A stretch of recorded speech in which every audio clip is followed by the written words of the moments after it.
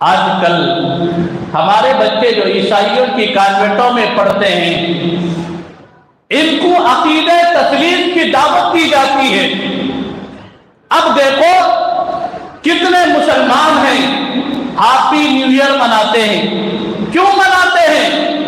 عیسائیوں کے عقیدے سے ناواقفیت، عقیدہ تثلیث کے قائل، تین خدا کے قائل عیسائی، اب ان کے تہواروں کے اندر مسلمانوں کی شرکت، ان کے رسم و رواج کے اندر مسلمانوں کی شرکت کیوں ہو رہا ہے؟ وہ سب اس لیے کہ اللہ کی ذات کفوا احد، اس کا کوئی شریک نہیں، اس کا کوئی دوست نہیں، اس کا کوئی ساتھی نہیں، اس کا کوئی ساجی نہیں، اس کی کوئی اولاد نہیں، اس کا کوئی بیٹا بیٹی نہیں، اس کی بادشاہت یکتائی ہے اس کے اندر، اسے کسی اور پاور کی ضرورت نہیں، بلکہ اس کے پاور سے پوری کائنات چلتی ہے، اس کی قدرت سے پوری دنیا کا نظام چلتا ہے۔ آج یہ بات مسلمان کو سمجھ میں نہیں آئی۔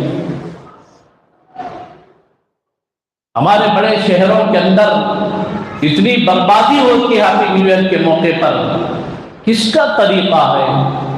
کافروں کا طریقہ، ہندوؤں کا طریقہ، مشرکین کا طریقہ، یہود و نصارہ کے جو طریقے ہیں، ان طریقوں پر چلنے کو ہم نے اپنی سعادت سمجھی اور کہا یہ تو ماڈرنزم ہے،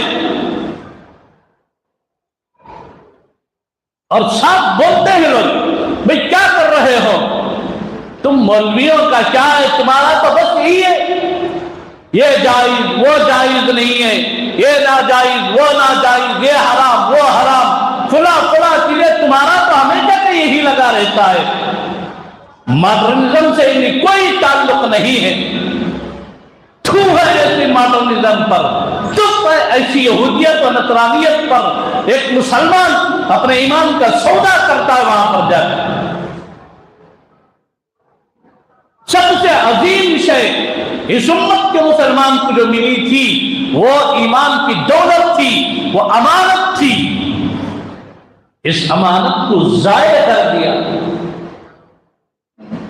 تین خدا کا تصور رکھنے والے جنوری میں اگر ہیپی نیو ایئر مناتے ہیں، اس میں ہماری شرکت ہوتی ہے، تو پھر ایمان کے تقاضے پر ہم کتنا اتر رہے ہیں اور کتنا ایمان کے تقاضوں سے ہم ہٹ رہے ہیں۔